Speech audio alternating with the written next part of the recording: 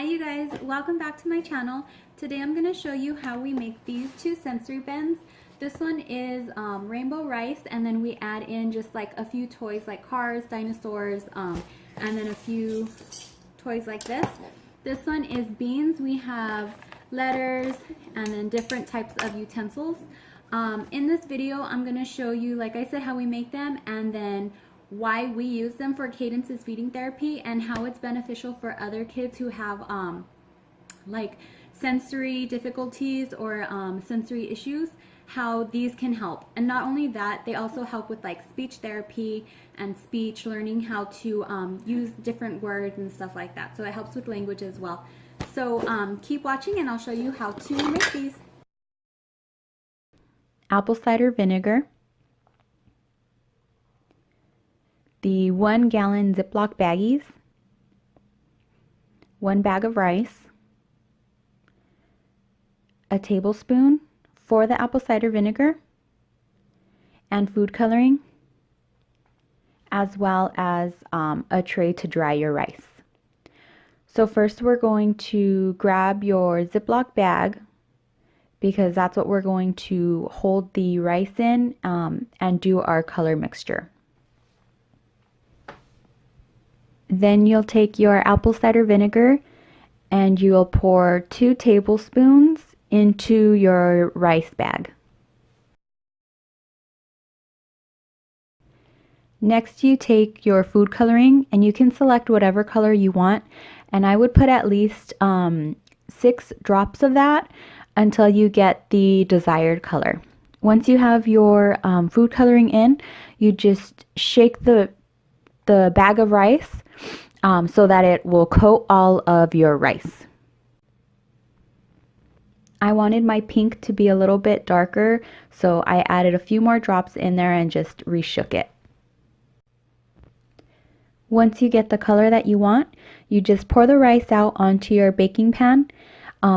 Even it out, spread it out so that it can all dry consistently.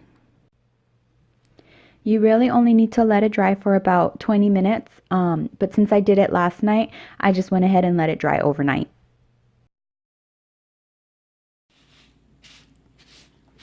Okay, so now you can see that our rice dried. I left it overnight, but you can leave it for like 20 minutes, just until it dries.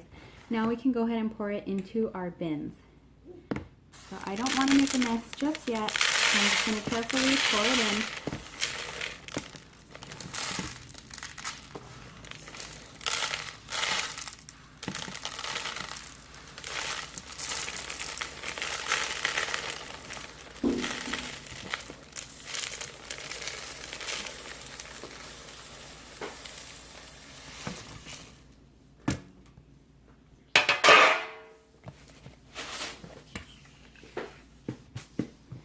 Okay, so now you can see our bin, and we're just going to take our toys. These ones are the dinosaurs and the cars, and you can use any kind of little toys that you like. They're all good. These help too with like colors, children learning like their colors, language. You can say find the blue car, find the red car, things like that. Or like find the dinosaur, as well as it helps them with their like when the kids are tactile defensive, which means that they're just like uncomfortable with different textures. These sensory bins are really helpful for that. So now we have our toys in here. You can see, and I have letters and stuff too, but Kaidynce took them, so I'll show you guys when I let her play with them. And now we're just going to get out our tools. So we have a shovel we'll throw in here. We have a little scooper that she can scoop. A little funnel.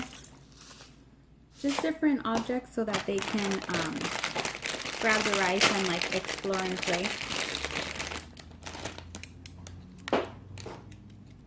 And this is all stuff from the Dollar Tree. So I'll put some of these in here. So she'll learn how to use her little hands to do this.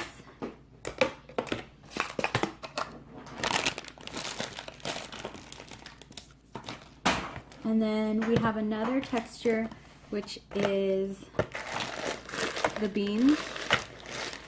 So having two different textures is just good, again, for kids who have like the tactile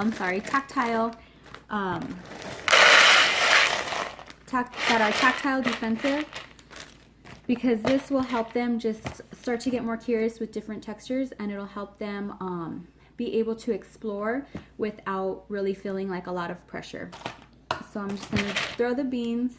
They'll have two different types of textures to play with and explore. So I'm going to put one of these in here, and then I'll throw the measuring cups into this one.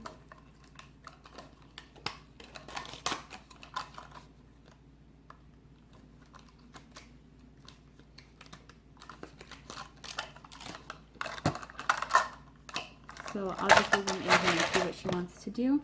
And then I have little like numbers and stuff that I'm going to put into the one with the beans.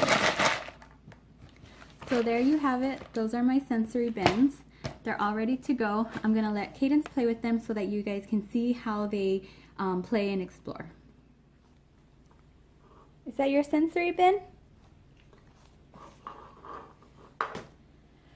So there's not many rules when it comes to the sensory bins. The one thing that you don't want to do is force your child's hand into the texture. But also, if they're not interested, don't clean it up. They'll be curious and they might just start off slow until they get comfortable enough to touch the different textures. So you just kind of let them like watch them, observe, let them explore. And then another thing too is that they learn by imitation. So if they are not touching the bin and don't want to like, they're not really like interested in it, what you can do is start to play with it yourself, because children learn by imitation. So if they see you doing it, they're going to want to try it too. And so you just let them go at their own pace. Just like the feeding therapy, you let them go at their own pace.